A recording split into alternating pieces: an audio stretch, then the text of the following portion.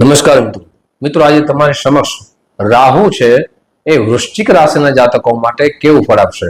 રાહુ બે પ્રકારના ફળ આપે છે। એક એવું ફળ આપે છે કે જે રાજા હોય એને રંકની સ્થિતિ અપનાવવી પડે છે, પોતાના જીવનમાં ખૂબ માન સન્માનમાં ઠેસ પહોંચે છે, ધનમાં નુકસાન થાય છે, સાથે યશ કીર્તિનો ઘટાડો થાય છે અને જે પણ મહેનત કરીએ એનું ફળ મળતું નથી। અને રાહુ છે એ ઉત્તમ ફળ પણ આપે છે। જ્યારે રંક હોય, ગરીબાઈ હોય અને રાજા બનાવવાની શક્તિ રાહુમાં છે। આ બંને ફળ રાહુ આપે છે। આજે રાહુ છે એ તમારા ચોથા ભાવમાં છે। રાહુને 3 દ્રષ્ટિ પડે છે, તેનું શું ફળ મળશે, ચોથા ભાવનું શું ફળ મળશે, એ વિશેષ ચર્ચા આજે વૃશ્ચિક રાશિના જાતકો માટે કરશું। જો આપની વૃશ્ચિક રાશિ હોય તો આ વિડીયો સંપૂર્ણ રીતે જરૂર સાંભળજો। મિત્રો ખાસ કરીને આ વિડીયોની અંદર કઈ બાબતમાં આપણે ધ્યાન રાખવાનું છે, સાવધાની રાખવાની છે અને કયા ઉપાય કરવા જોઈએ અને શું લાભ થવાનો છે, વિશેષ ચર્ચા છે। રાહુ ચોથા ભાવમાં છે। ચોથો ભાવ છે સુખનો છે। ચોથો ભાવ છે એ જાગૃત એટલે કે જે રાજકીય ક્ષેત્રે જોડાયેલા છે, જેમાં પબ્લિક સાથે જોડાયેલા છે, તેના માટે ચોથો ભાવ જોવામાં આવે છે। સાથે માતા માટે પણ ચોથો ભાવ જોવામાં આવે છે। સુખનો પણ ચોથો ભાવ જોવામાં આવે છે। રાહુ તમારા જીવનની અંદર ખૂબ સુખ આપશે। અચાનક એટલે કે આપની સંપત્તિ હોય, આપને ખબર ના હોય અને એ સંપત્તિ મળવાના સુંદર મજાના યોગ નિર્માણ થઈ રહ્યા છે।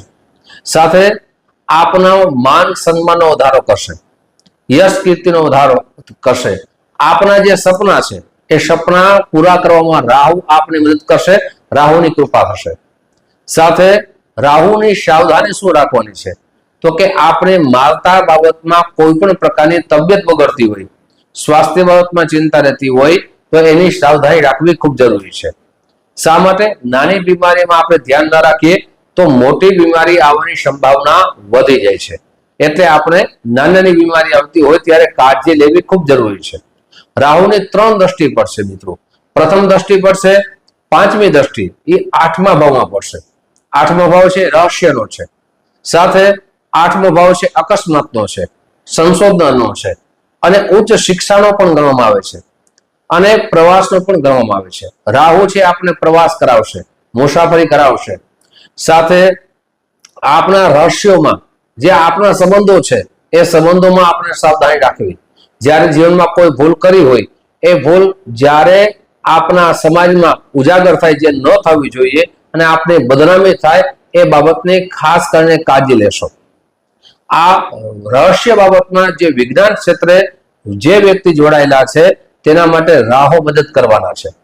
આપ નવું નવું સંશોધન કરશો, દેશ માટે કરશો, રાજ્ય માટે કરશો, પોતાના પરિવાર માટે કરશો તો એ તમારા માટે લાભકારક બની જશે। સાથે બીજી દ્રષ્ટિ પડવાની છે એ 10મ ભાવમાં પડશે। મિત્રો આગળ વિશેષ ચર્ચા કરીએ તે પહેલા એક નમ્ર પ્રાર્થના છે, મારા નવા મિત્રો આ વિડીયો જોઈ રહ્યા છો, મિત્રો આ વિડીયો તમને ગમે તો જરૂર લાઈક કરજો, શેર કરજો।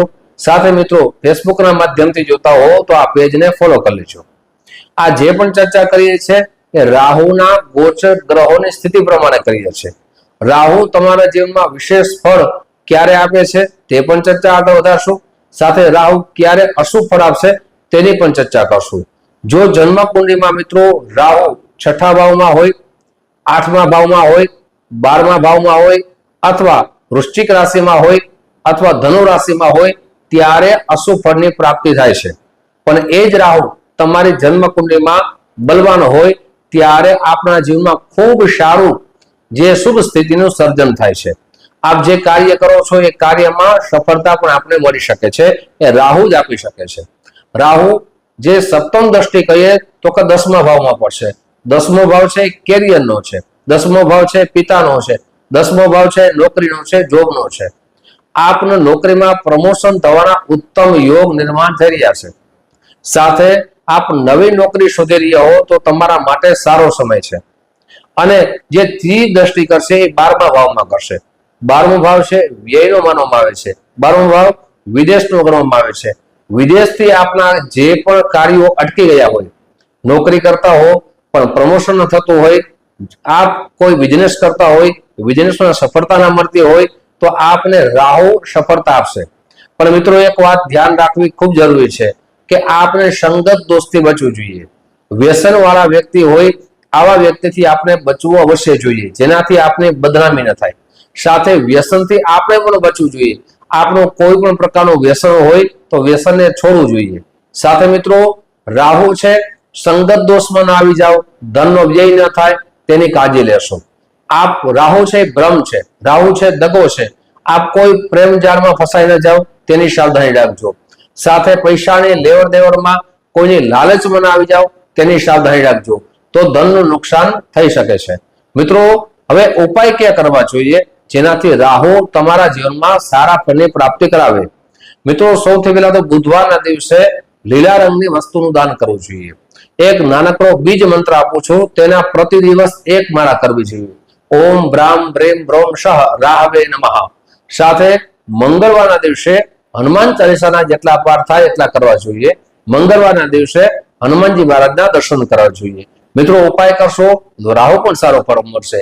મિત્રો આવી જ જ્ઞાનની ચર્ચાઓ તમારી સમક્ષ મૂકતો હોઈશ. આપ જે પ્રેમ આપો છો એ પ્રેમ બદલ આપ સૌનો હૃદયથી ખૂબ ખૂબ આભાર વ્યક્ત કરું છું. ફરીથી મળશું. જય શ્રી કૃષ્ણ. મહાદેવ.